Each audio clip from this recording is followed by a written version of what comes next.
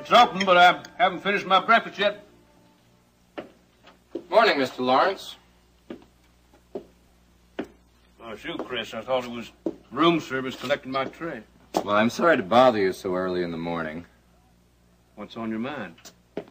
Well, I've just been talking to some of my associates in the film deal I'm trying to put together, and... So? Well, I just thought it would be a good time to find out how things are going between you and Paige. I don't think I follow you. Oh, I think you do. You must know that the financing of my film ties in directly to what's going on between you and Paige.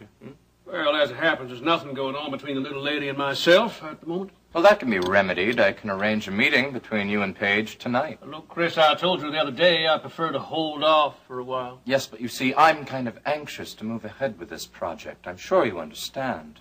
Well, yes, I do understand. Perfectly. But what I want to make clear to you, what I want you to understand, is that I don't want to see Paige Carrington again. Ever. No, you puzzle me, Mr. Lawrence. In what way, Mr. Shaw? Well, I was under the distinct impression that you enjoyed yourself with Paige. Oh, I did. I didn't think it over. But quite frankly, I find the lady a bit too difficult. Would you care to elaborate on that? No, not particularly. Well, I'm just asking because it's such a coincidence. What is? You finding Paige difficult. She said the same thing about you. That doesn't surprise me. In fact, nothing that lady does would surprise me.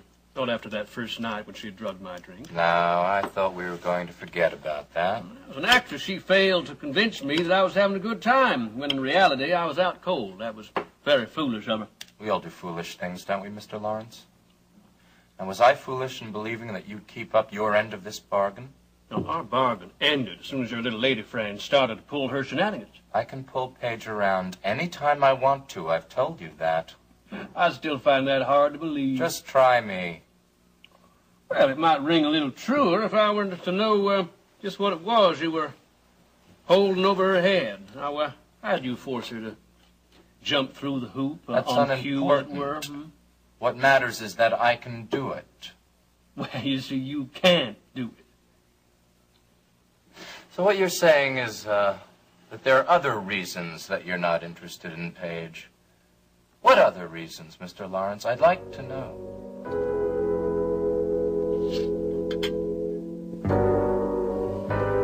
You really think they'll send you to prison? Well, it's a very definite possibility. Well, I don't buy that, Dad. But Dennis, I tried to kill a man. That's premeditated murder. But Alex has dropped the charges against you.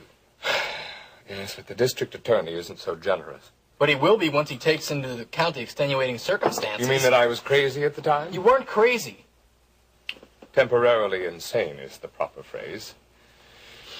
The question now is how temporary and how insane. And do they put me in an asylum for society's protection? Dr. De Silva will verify your recovery. That's the important thing, Dad. Dennis, that's asking a lot for people to accept. That I've done that much of a turnaround in a few weeks? Okay, well, let them accept it. I mean, good God, after all you went through in Cambodia?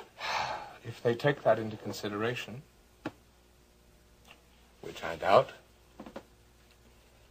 to be honest, Dennis, I'm not even sure they should. Look, I'd like to know how you can be so objective. It's your life we're talking about. No, son. What we're talking about is justice. Well, I think I'd better pack. Once sentence is passed, I may not have much time to decide what I need.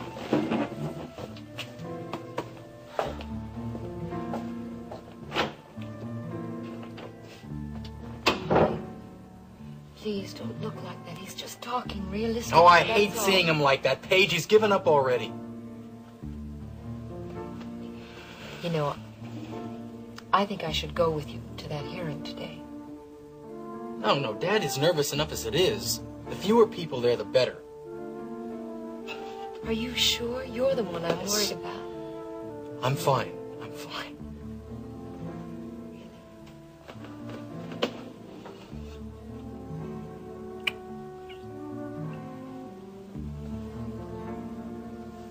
Sure.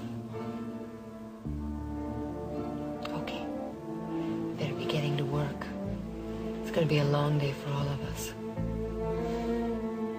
Let's not get off the subject, Mr. Lawrence. What's the real reason that you've turned off Page? Look, I don't know what you're talking about. I'm a busy man, so if you don't mind, I just get back about We're both busy men, Mr. Lawrence. As a matter of fact, you're a very important part of my project. Now, you mean my money is. Now, the fact is, I'm no longer interested in financing your film.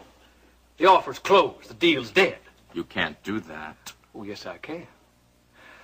Of course, if money's your problem, there are other things you can do for me. I am not interested in doing other things. That's a pity. And perhaps you just better leave. Now, surely a man of your experience realizes that these little arrangements can occasionally fall through. Well, I don't think that this deal is dead. Not as long as I know what I know. Now, what do you think you know? I saw Paige yesterday. I also saw what you did to her. Indeed. Mm-hmm. That little encounter you had the other night was a little, kinky, wasn't it? She showed me the cuts and the bruises. You play rough, Mr. Lawrence. Very rough. You think I did that to her? Games like that can be very expensive.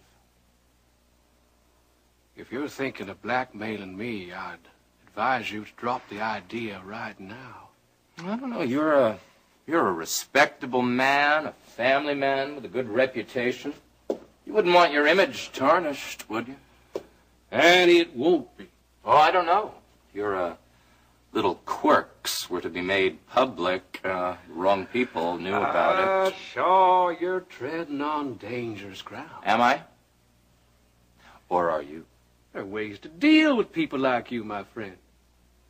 If you're trying to frighten me, you don't. In that case, you're a pretty stupid man. Now, if I have to take care of you, I will. And you wouldn't be the first one. Believe me. I don't frighten easily. You're out of your depth. Now, if you're not careful, they just might find you floating face down in Galveston Bay. Very, very dead. Think it over. In the meantime, consider my offer to get out of here while you can still walk on your own 2 feet. Good morning, Mr. Shaw.